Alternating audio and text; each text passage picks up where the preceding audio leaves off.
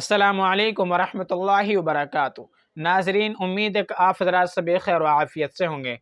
आज मैं आपके सामने रमज़ान के महीने में हम बिस्तरी के मुतालिक 3 बातें ज़िक्र करने वाला हूँ। तो चलिए शुरू करते हैं। उनमें से पहली बात यह है कि रमज़ान के महीने में मियाँ बीवी हम बिस्तरी कब करें।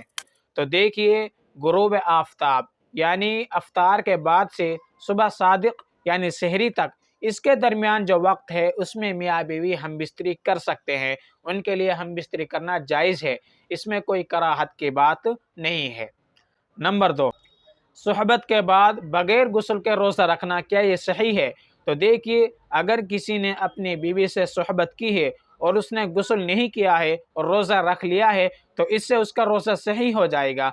लेकिन उसको फजर की नमाज से पहले पहले गुस्ल करना ज़रूरी होगा, क्योंकि अगर उसने गुस्ल कर कर फजर की नमाज नहीं पढ़ी है, रोज़ा तो उसका सही हो जाएगा, लेकिन फजर की नमाज ना पढ़ने की वजह से वो सख्त गुनहगार होगा। नंबर 3 पर आता है रोज़े की हालत में हम बिस्तरी करना। अगर किसी शख्स ने रोज़े की हालत में हम बिस्तरी कर ली है, तो इससे उन दोनों का रोज़ा टूट जाएगा जिनके दरमियान हम बिस्तरी हुई है।